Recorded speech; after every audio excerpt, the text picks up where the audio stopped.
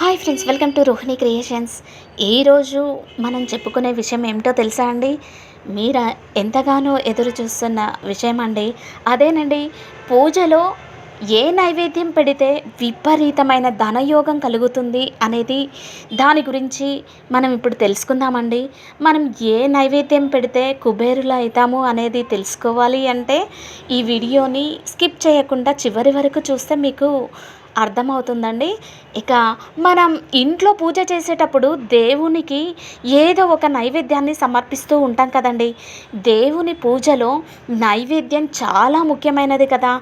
నైవేద్యం లేని పూజకు పుణ్య ఫలితం దక్కదు అనేది విషయం మీకు అందరికీ తెలిసిందే కదా.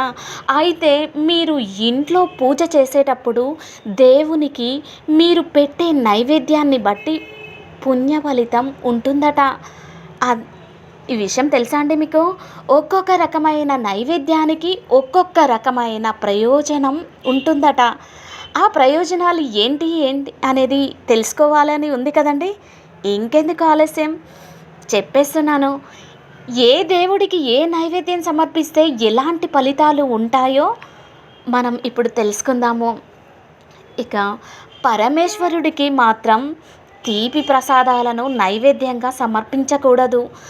ఈశ్వరుడికి బిల్వ పత్రాలు అంటే చాలా ఇష్టం. బిల్వ పత్రాలను ఎక్కువగా సమర్పించాలి. కాబట్టి పరమేశ్వరుడికి మాత్రం సోమవారం పూజ చేసేవాళ్ళు నైవేద్యంగా తీపి పదార్థాలు అస్సలు సమర్పించకండి. ఇక పూజలు దేవునికి నైవేద్యం పెట్టేటప్పుడు అంటే పూజ చేస్తుంటాం కదండి. పూజలో దేవునికి నైవేద్యం పెట్టేటప్పుడు ఒక గాజు గ్లాసులో నీళ్ళను కూడా మీ పూజ గదిలో ఖచ్చితంగా ఉంచాలి. మీ పూజ గదిలో తప్పకుండా తీర్థం ఉండాలి. తీర్థం లేని పూజ సంపూర్ణం కాదండి. అందుకనే ఖచ్చితంగా నైవేద్యంతో పాటు తీర్థం కూడా పెట్టాలి. ఇక రోజు ఇంట్లో పూజ చేసేవాళ్ళు దేవుని పూజలో బెల్లం ముక్కను పెట్టినా సరే దేవుడు సంతోషించి మీరు ఏది కోరుకున్నా సరే ఖచ్చితంగా నెరవేరుస్తాడట.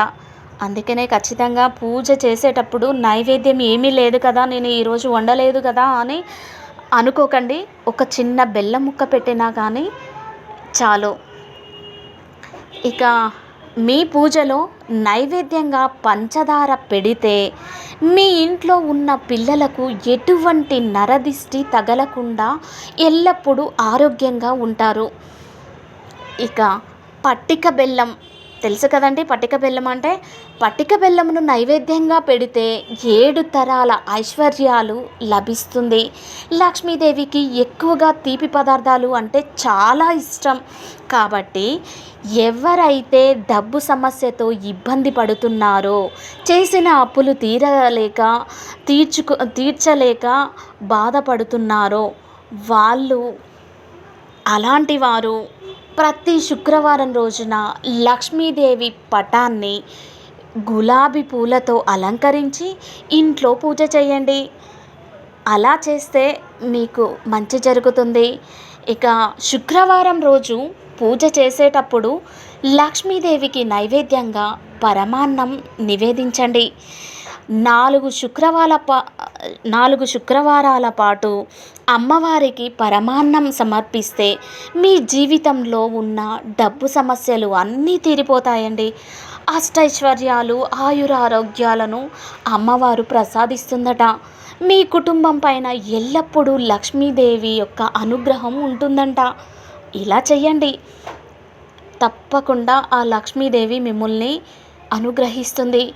ఇక ఎవరింట్లో తులసి మొక్క ఉంటుందో అలాంటి వారు ప్రతి శుక్రవారం రోజున తులసి మొక్క చుట్టూ 3 ప్రదక్షిణలు చేసి తులసి చెట్టు మీద 2 చుక్కల పచ్చిపాలను చిలకరించండి.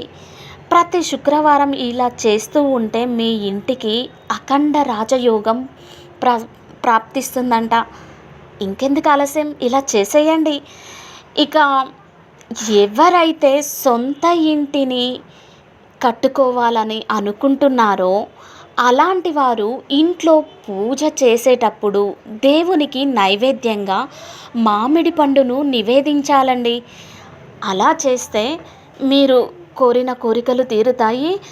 మరియు ద్రాక్ష పండ్లను నైవేద్యంగా పెడితే మీ ఇంట్లో సిరి సంపదలు కలుగుతాయి. ఇక జామ పండును నైవేద్యంగా పెడితే, జామ పండ్లు ఉంటాయి కదండీ! జామ పండ్లను నైవేద్యంగా పెడితే మీ కుటుంబానికి ఎలాంటి అనారోగ్య సమస్యలు లేకుండా ఎప్పుడూ ఆరోగ్యంగా ఉంటారు.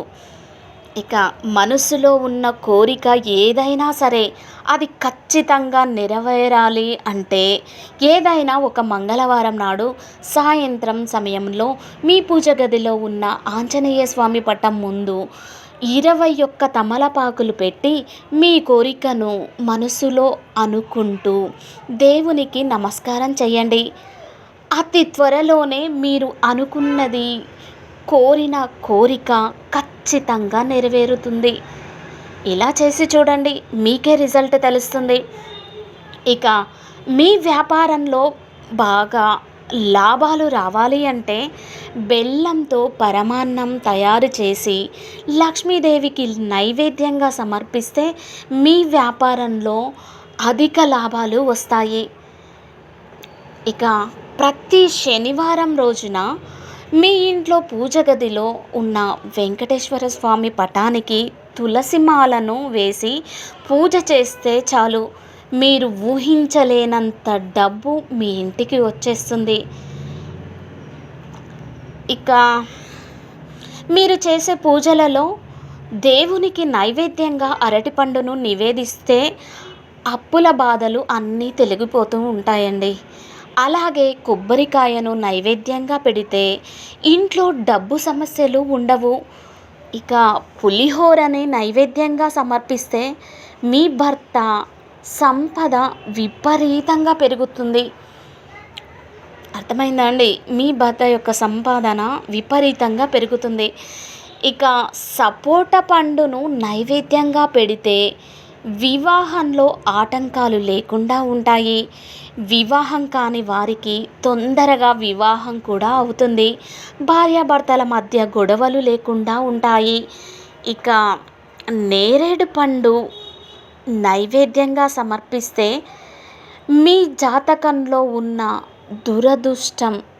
దురదృష్టము ఉంటుంది కదండి. కొందరి జాతకంలో దురదృష్టం ఉంటుంది. ఆ దురదృష్టం మొత్తం పోయి అదృష్టంగా మారుతుంది. ఏలినాటి శని దోషాలు అన్నీ తీరిపోతాయంట. ఎందుకు ఆలస్యం? మరి ఈ పండును నైవేద్యంగా పెట్టేసేయండి. ఇక పనస పండును నైవేద్యంగా పెడితే స్త్రీలకు దీర్ఘ సుమంగళి ప్రాప్తి వర్తిస్తుంది.